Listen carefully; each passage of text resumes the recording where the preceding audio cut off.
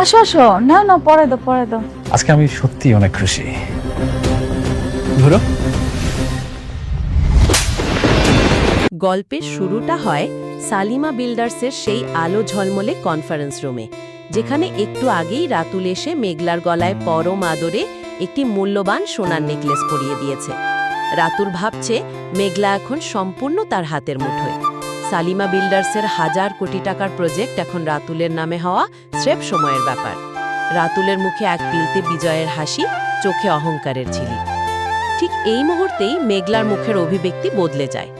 এতক্ষণ যে মেঘলা সরলতার অভিনয় করছিল, তার চোখের দৃষ্টি হঠাৎ ধারালো হয়ে ওঠে। সে গলা থেকে নেকলেসটি খুলে টেবিলে ছুঁড়ে ফেলে দেয়।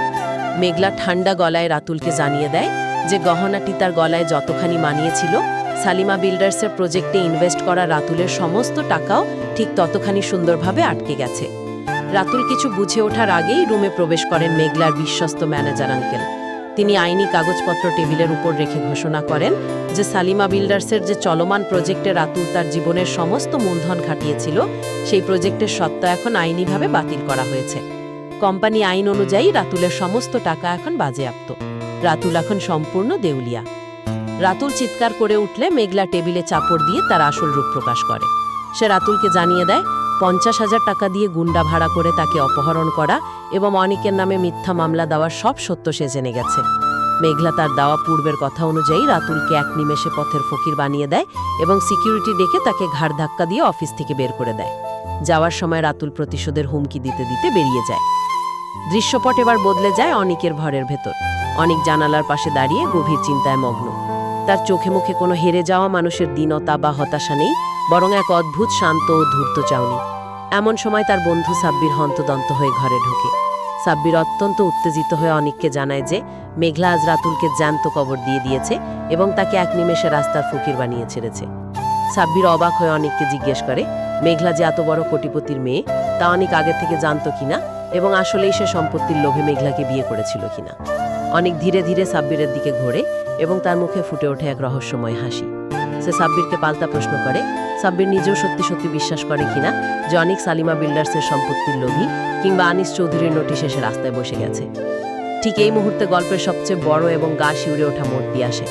অনিক তার পকেট থেকে একটি সাধারণ ফোন নয়, বরং একটি অত্যন্ত দামি এবং সুরক্ষিত স্যাটেলাইট ফোন বের করে। সে সাব্বিরকে উদ্দেশ্য করে বলে মানুষ যা দেখে তা সবসময় সত্যি হয় না। বন্ধু, মেঘলা তো কেবল একটা সালিমা বিল্ডার্সের মালিক, আর ও যাকে ভালোবেসে বিয়ে করেছিল সেই অনিক চৌধুরী আসলে কে সেটা তো তুইও জানিস না। হঠাৎ অনিকের ফোনের স্ক্রিন জ্বলে ওঠে এবং সেখানে ভেসে ওঠে chief of special task force নাম।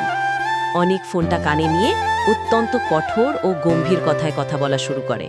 সে অপাশ থেকে নির্দেশ নেয় এবং জানায় যে অপারেশন টাকার গোলাম একদম শেষ পর্যায়ে। শহরের সমস্ত কালো টাকার মালিক এবং অপরাধ চক্র এখন তাদের জালে আটকা পড়েছে। মেঘলাকেও সুরক্ষিত রাখা হয়েছে এবং এবার আসল খেলা শুরু হবে।